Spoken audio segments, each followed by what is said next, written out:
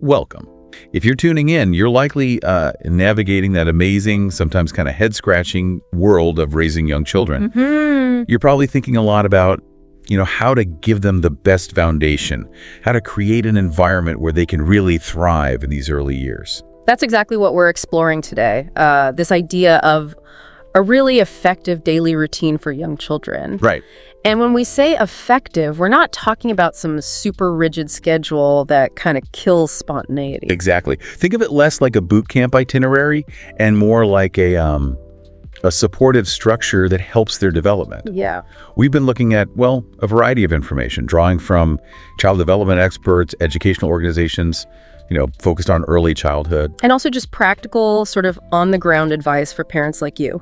Our goal in this deep dive is really to sift through all of that and pull out the most valuable insights on crafting these effective daily routines. Right. Routines that genuinely support kids' growth, their well-being, and prepare them for learning experiences ahead, especially as they get closer to school age. Yeah, and we totally get the juggling act parents face every single day. Absolutely. It's a lot. Okay, so to really dig into it, what are the essential pieces? What tends to make up a truly supportive daily routine for, these little ones? Well, a really well-considered day for a young child often includes several key components.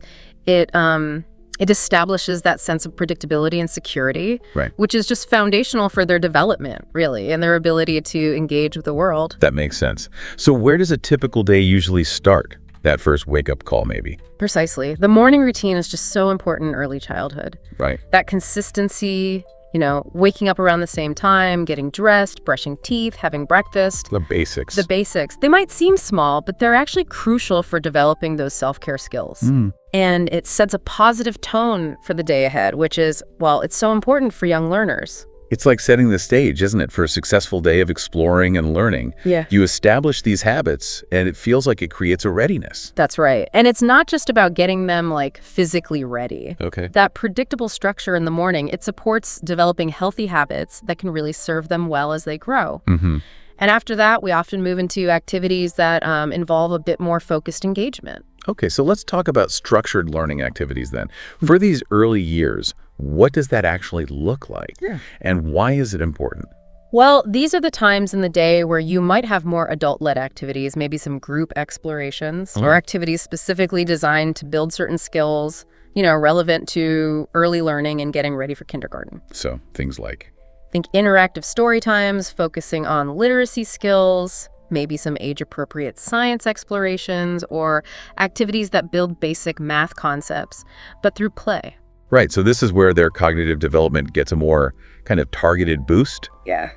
Starting that foundation for school. Exactly. These more structured times offer focused learning experiences really tailored to their developmental stage.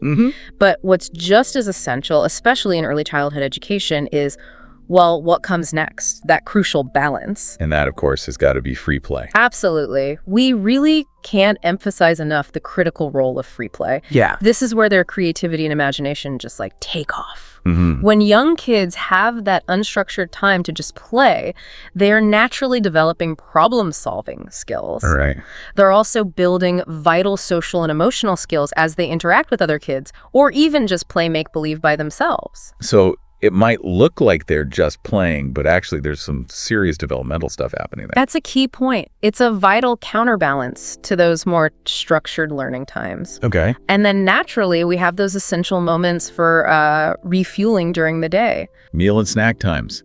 Yeah, super important for growing bodies and minds. Absolutely. And these aren't just about getting the nutrition they need for their physical and cognitive development, though. The American Academy of Pediatrics really emphasizes balanced diets in the preschool years. Right. Got to fuel all that growing and playing. That's right. But meal times in early childhood, they're also really significant social learning opportunities. How so? Well, they learn important social skills like manners, taking turns when talking, just being part of a shared group experience. And then to let those busy young minds and bodies rest and kind of consolidate everything. Nap and quiet time, probably much needed for everyone involved, especially in a busy preschool day. Oh, absolutely. The CDC recommends preschoolers get about 10 to 13 hours of sleep a day total. Wow, okay. And naps often play a big part in hitting that number.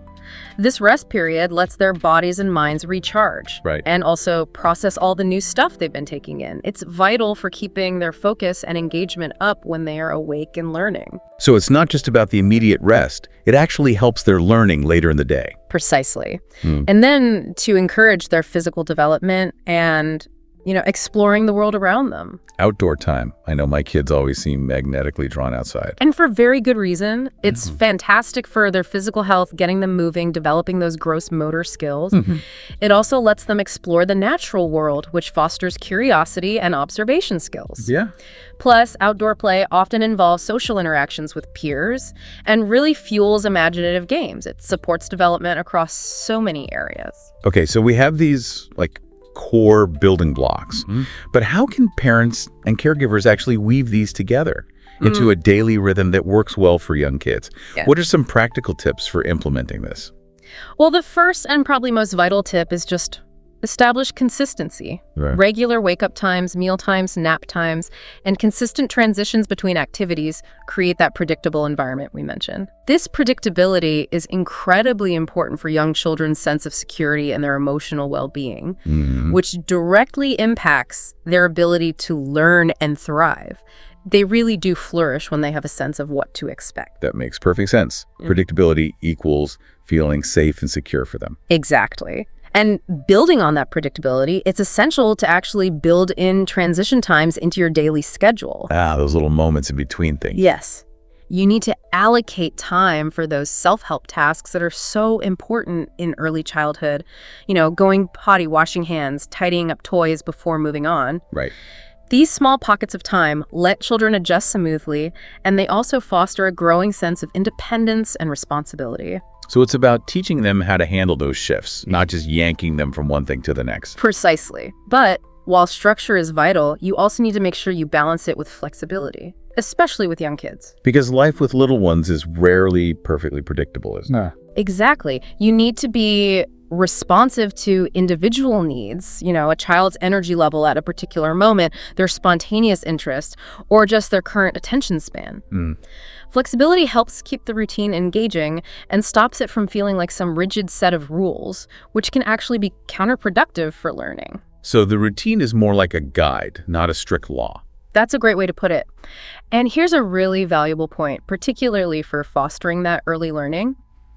Involve the children in the process, as much as is appropriate for their age, of course. How does that work with really young children? Seems tricky. Well, even with toddlers, you can talk simply about what's going to happen next in their day. Okay. As they get a bit older, you can offer them simple choices within the routine, like maybe which book to look at during quiet time or which game they want to play outside. Giving them some agency. Exactly. This small level of participation really enhances their engagement and makes them feel more invested in their day and their learning. That sense of ownership could make a big difference in cooperation, I bet. Absolutely. And to make the routine really clear and understandable, especially for kids who are still figuring out the concept of time, visual schedules can be incredibly helpful. Like pictures and simple charts. Yeah. Making the day visible. Exactly. Using images to represent different activities makes the schedule accessible, even for pre-readers. It helps them anticipate what comes next, reinforcing their understanding of the daily flow and adding to that sense of security. That sounds like a fantastic way to cut down on the what are we doing next questions. It can definitely help. And finally, it's just important to remember that your routine isn't set in stone. Right. You'll need to regularly review it and be prepared to adapt it as your child grows and changes. Because they develop so fast at this age, their needs and interests are constantly shifting. Precisely. As they grow, their interests will change, maybe their sleep patterns shift, their learning needs evolve. So periodically reviewing the routine based on your observations, maybe even their input as they get older, ensures it stays relevant and continues to support their development. So it's really an ongoing process of observation and tweaking. Now, thinking about those tweaks, what are some of the common hurdles? What challenges do parents and educators often face when trying to set up these routines? Oh, definitely. One of the most common challenges is finding that right balance between the structured learning stuff and the essential need for unstructured free play. Right. Sometimes there's this pressure, this feeling that early childhood should be heavily focused on academics, like right from the start. Yeah, that worry about school readiness can be pretty intense for parents. It really can be. Yeah. But it's so vital to remember that both types of activities offer huge benefits. Okay. Structured activities help build specific foundational skills, yes, but free play fosters that crucial creativity, imagination, and problem solving. Mm-hmm. The key really lies in designing a daily schedule that intentionally makes space for both. So it's not an either situation. Not at all. Another frequent challenge is just managing the transitions between different activities. Oh, yeah. We've all seen the struggles that can happen when it's time for a young child to stop doing something fun and move to something else. Those moments of resistance. Very familiar. Exactly. Implementing those transition periods we talked about, using clear cues like songs, visual timers, even just simple verbal warnings. Like a 5-minute countdown. Exactly, that kind of thing. It can really help smooth those transitions and support kids in adjusting more easily. Giving them a heads up and a gentle way to shift gears. Precisely. Another thing can be establishing routines that encourage cooperation, whether at home or in a classroom. Getting young kids involved in things like tidying up or helping with simple tasks. That can be tough, especially if you have more than one little one. Absolutely. But collaboratively establishing these routines, involving the children in age-appropriate ways and deciding maybe who does what and when, Right. that can foster a greater sense of investment and responsibility. It makes it feel like a team effort. Turning it into a shared experience.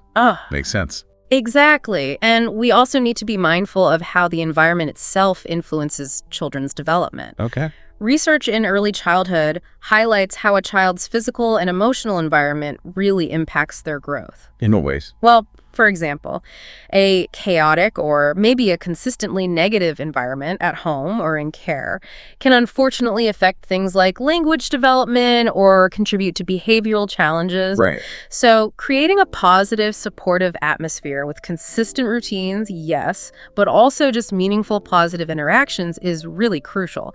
It helps buffer against potential negative influences. So the routine is like one important piece within a bigger picture of support. Exactly. And finally, sometimes, in our focus on making sure there are structured learning opportunities, we might unintentionally downplay the importance of play. Okay. But play is just absolutely fundamental for their emotional, social, and cognitive well-being. It's basically how they learn about the world, isn't it? Exploring, testing things out. Yeah. Absolutely. So intentionally scheduling dedicated playtime throughout the day and really emphasizing its significance alongside other activities ensures it stays a core, valued part of their daily life. Okay, so we're building this picture of a well-rounded daily structure. How do these routines actually connect with developmental milestones? Those things everyone talks about in early childhood. That's a really important connection to make. Developmental milestones are basically markers that show typical progress in a child's development across different areas: cognitive, physical, social, emotional, language. Right. They give us valuable insights into how a child is growing. Like learning colors or showing affection or maybe hopping on one foot, those kinds of things. Exactly. And consistent daily routines play a really significant role in helping children reach these milestones. How so? Well, those predictable structures support the development of cognitive skills like memory and attention. They foster self-regulation as kids learn to manage their time and behaviors. They build social-emotional abilities through predictable interactions. And they even lay the groundwork for future academic skills. So it's all tied together. The routine isn't just about organizing the day, it's actively helping them develop. Precisely. For instance, just having a regular story time within the routine can significantly boost language and literacy skills. Opportunities for imaginative play help develop cognitive skills like problem solving and symbolic thinking. Even consistent meal times contribute to social emotional growth as they learn to interact. Wow. And that predictable morning routine. It supports self-regulation as they learn to follow that sequence of steps. And what about the specific role of play in hitting these milestones? You mentioned it can sometimes get overlooked. Play is just vital for achieving developmental milestones. It's really through play that children actively explore, experiment, and learn in a hands-on, engaging way. Right. Whether it's imaginative role-playing that fosters social skills and language, or building with blocks which develops spatial reasoning and problem-solving, Or even engaging in simple structured games that teach turn-taking and following rules. Play lets them develop these crucial skills. So incorporating different kinds of play is key. Yes, intentionally integrating various types of play into daily routines doesn't just make milestones more attainable, it also encourages creativity, social interaction, and just a love of learning. It sounds like play isn't just a fun extra, it's a fundamental driver of their development. Absolutely. Now, maybe we can step back a bit and consider some of the broader sort of theoretical perspectives that help us understand why these daily routines are so beneficial. Interesting. Okay, so what do the big theories in child development and education say about this? Well, the emphasis on routines aligns with several really influential frameworks. For example, the Montessori approach places a strong emphasis on how predictable routines, Right, Montessori. within a carefully prepared environment, support children's self-directed learning and developing independence. The predictability enhances their sense of order and security, which Montessori saw as foundational for emotional well-being and their ability to learn. That makes sense. Yeah. A child who feels secure and knows what's happening is probably more open to exploring and learning. Exactly. And when we think about crafting effective schedules in, say, preschool or daycare settings, where you have a whole group of kids with different needs, Yeah, that must be complex. it is. The key principle is often balancing that structure with flexibility. A well-designed routine includes dedicated time for all those crucial things. Child-led learning, teacher-guided activities, meals, rest, outdoor play, aiming for holistic development. Even a simple morning routine in a classroom, maybe starting with free exploration, then a group circle time for language and social skills, then moving into learning centers, shows how predictability can be woven with varied learning experiences. So it's not just about blocking out time, but thoughtfully planning the types of experiences within that predictable flow. Precisely. And educators play such a crucial role here. They facilitate group activities, but also encourage individual exploration, fostering both collaboration and autonomy. Right. This approach really clicks with Vygotsky's theories on social learning. Ah, Vygotsky. Yeah, he emphasized how children learn through social interactions and collaboration, often happening right within the context of daily routines. That idea of learning through positive social interaction feels so central to early childhood. It really is. And from a broader developmental psychology view, routines support kids through critical stages. Think about Erikson's stages. Okay. He highlighted the importance of developing autonomy during the preschool years. Successfully navigating the expectations of a daily routine can really boost a child's growing sense of competence and control. That I can do it feeling. Exactly. And again, thinking about Vygotsky's zone of proximal development, or ZPD, routines provide perfect opportunities for adults to support guided learning, scaffolding new skills within familiar, predictable activities. So these routines aren't just practical ways to manage the day. They're actually deeply rooted in how we know children learn and grow best. Exactly. They provide that consistent framework that lets young children feel secure, actively explore, and develop essential skills across all areas, all within a predictable and supportive environment designed for their early learning. Wow, okay. Well, this has been a really valuable look into the world of daily routines for young children. To sort of wrap things up, what are the key messages for our listeners today? I think the main takeaways are that a well-thought-out daily routine, one that really balances structured learning with lots of room for free play, provides that crucial foundation of security and predictability. Right, essential. Essential for healthy development and early learning. And practical strategies like consistency, building in transition times, involving kids, using visual supports, these things, can really help make routines work. We also touched on common challenges and some solutions. And importantly, we highlighted that strong link between routines and hitting those key developmental milestones, all backed up by established theories. And it's so crucial to remember, isn't it, that there's no single perfect routine. It's not one size fits all. Absolutely. Crafting an effective routine is it's a dynamic, ongoing process. It really requires paying close attention to the individual child's needs, making adjustments based on their growth, and just being willing to adapt as they move through these early years. So as you listening reflect on the daily rhythms in your own family, or maybe your early learning setting, perhaps consider just one small actionable adjustment you could make based on our chat today. Maybe it's adding a clearer visual cue for transitions, or maybe intentionally blocking out a specific time for just unstructured playtime each day. Yeah, even small changes can make a difference.